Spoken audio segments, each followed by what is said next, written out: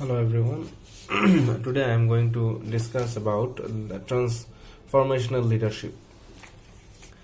The situational leadership model is a timeless, repeatable framework for leaders to match their behaviors with the performance needs of the individual or group that they are attempting to influence.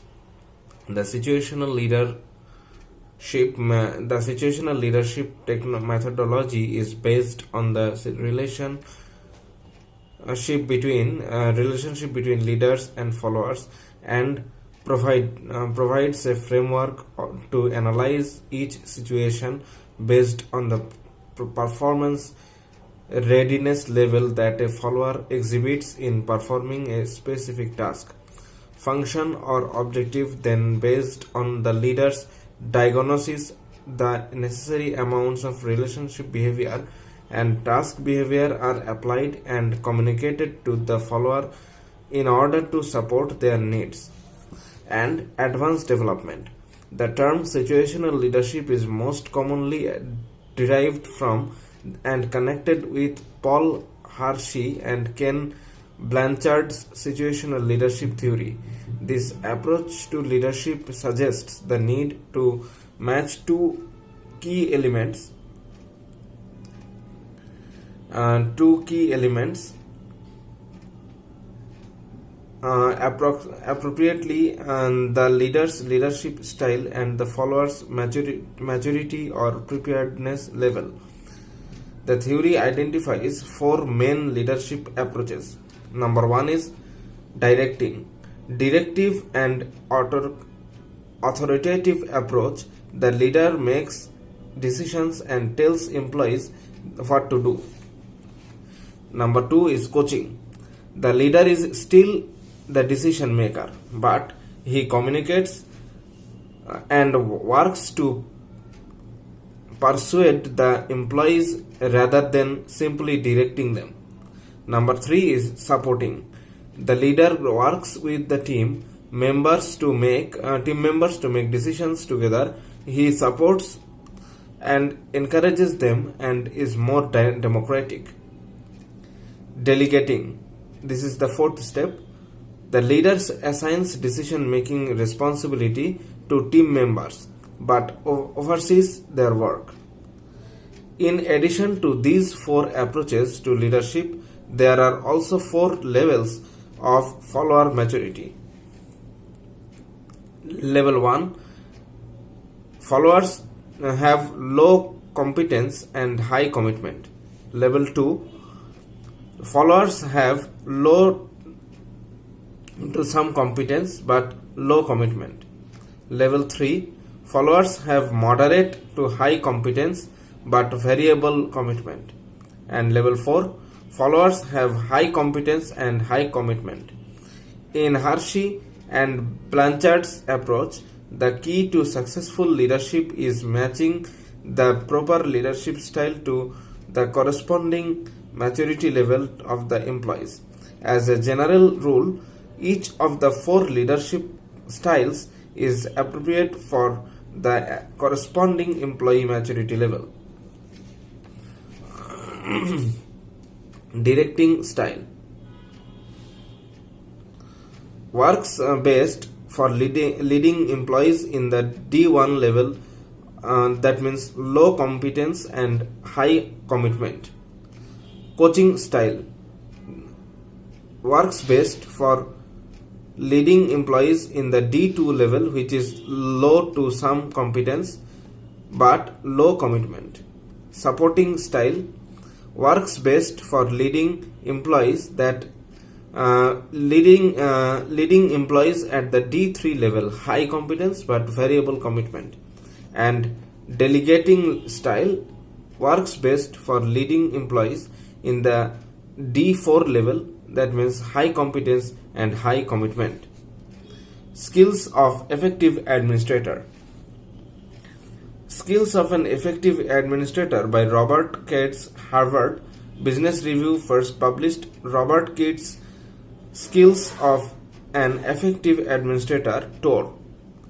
In 1955, it is still as applicable today as it was when first published, which is why it is an HBR classic. CAT's basic promise is that an administrator or manager must possess three different skill tests. Number one is technical skills. These skills are related to an individual's specific area of expertise. They are the ability to an accountant to understand cash flow statements, income statements, and balance sheets. They are the ability of a graphics designer to understand the importance of colors and how to run the latest software. These are the basic languages of task, if you will. The human skills. These skills are related to an individual's ability to effectively interact with others. These are the skills that make some individuals great, the team members, and others terrible. They are the skills that allow some people to succeed as managers and others to fail. They allow individuals to multiply their abilities by interacting with others. Conceptual skills. These skills are related to an individual's ability to think beyond the task at hand. These skills are ability to picture how a new product will impact a company's position in the market. They are the ability to envision how things will look 5 years in the future, and to take this vision of the future and translate it into a series of discrete steps that need to be accomplished to reach this new state. Adopting these three role and level wise acquiring three skills are the quick, easy, and effective way to put CAT's principle into action. Further doing so will increase your abilities in the technical, human, and conceptual dimensions as they pertain to the role of a successful manager. Now comes the balance sheet scorecard framework. The first generation of balanced scorecard designs used a four perspective approach to identify what measures to use to track the implementation of strategy. The original four perspectives proposed were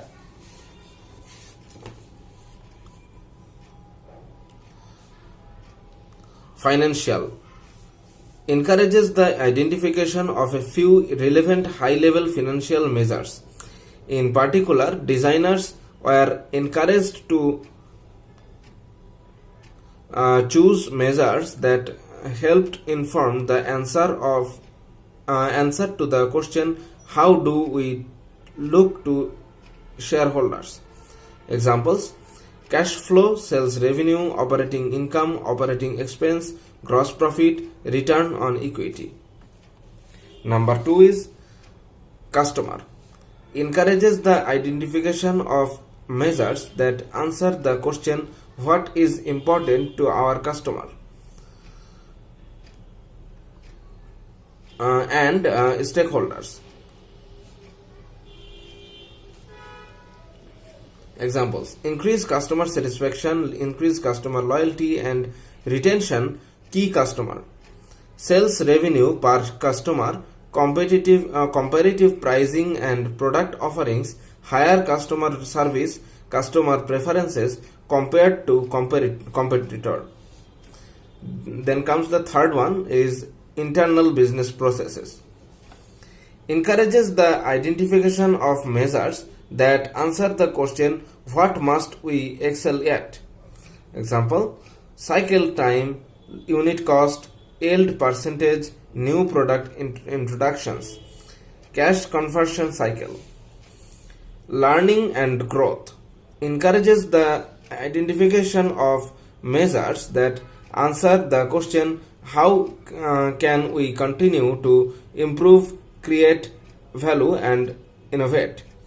Examples, develop skills and knowledge, proper knowledge management, align personal goal and analyze organizational goal, employee growth and turnover, employee satisfaction and retention. Then comes the next step is planning.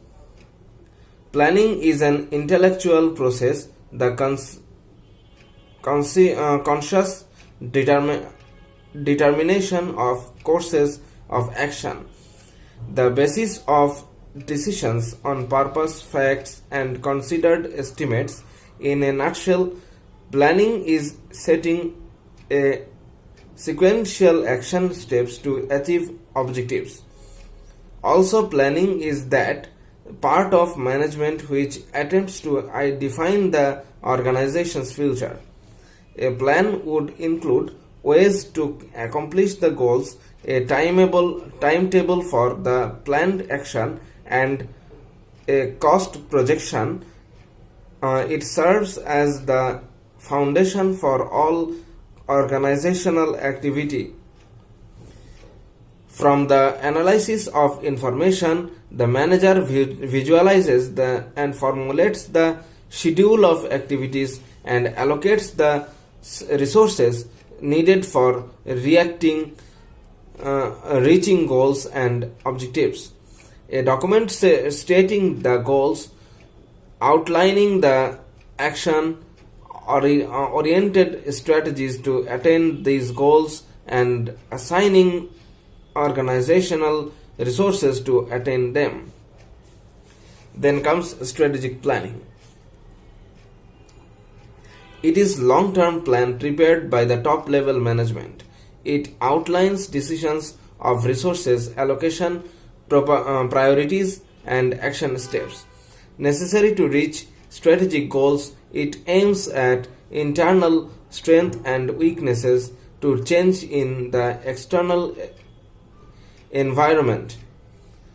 Technical planning. It is the subdivision of strategic plan which is prepared by departmental manager, that middle level manager.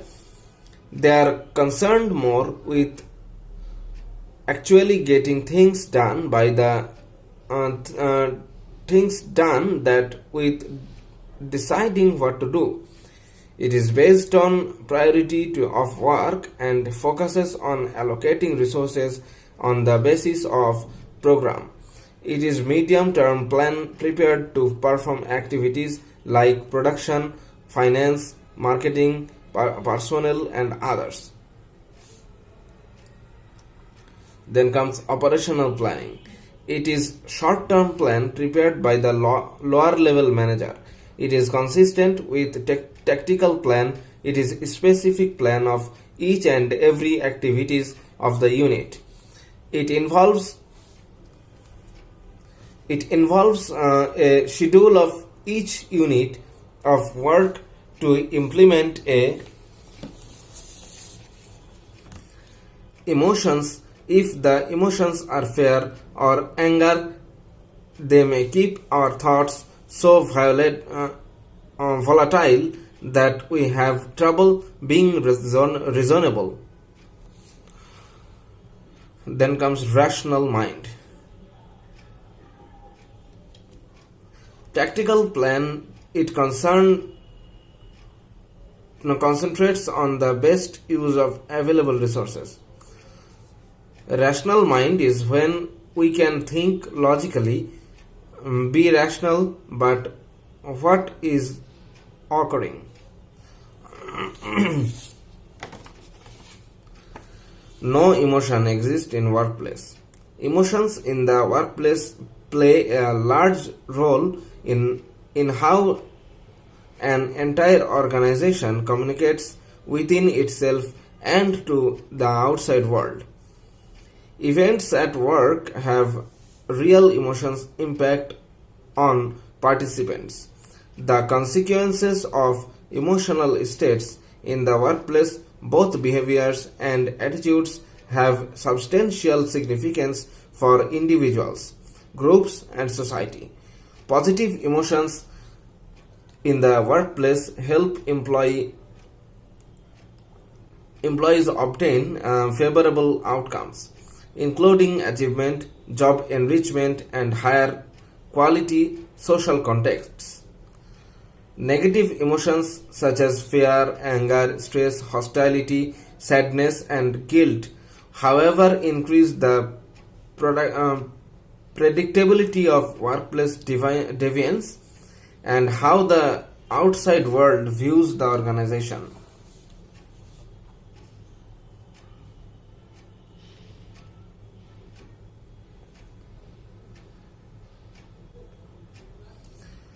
Okay, there are three principal ways used to refer to our states of mind. First one is emotional mind. Occurs when our thoughts are being controlled by our emotions. If the emotions are fear,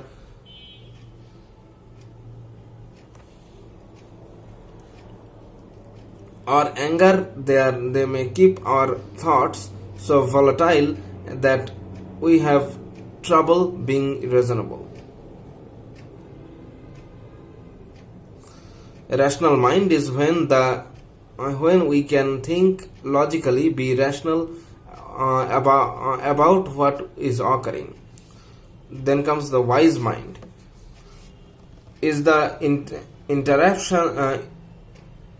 intersection between emotions and reasonable mind. It integrates emotional minds and reasonable mind, which mind is the balanced part of us and that comprises our inner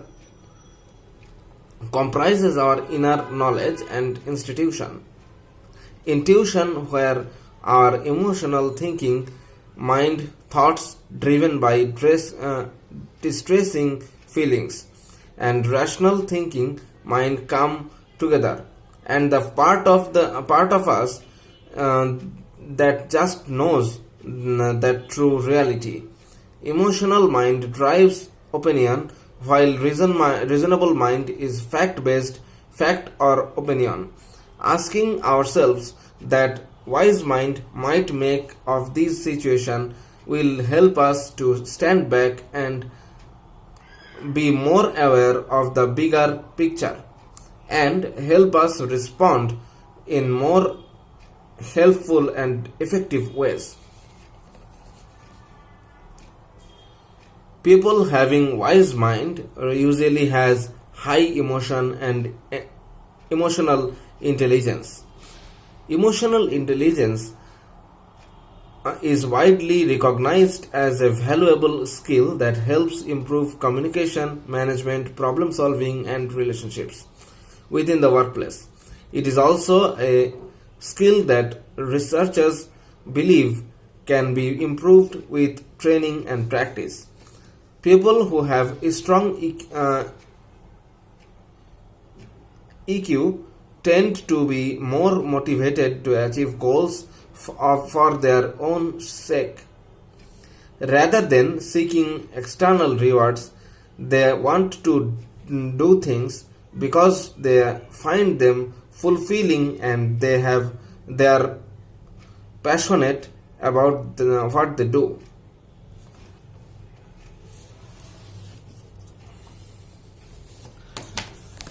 Thank you so much and keep subscribing my channel.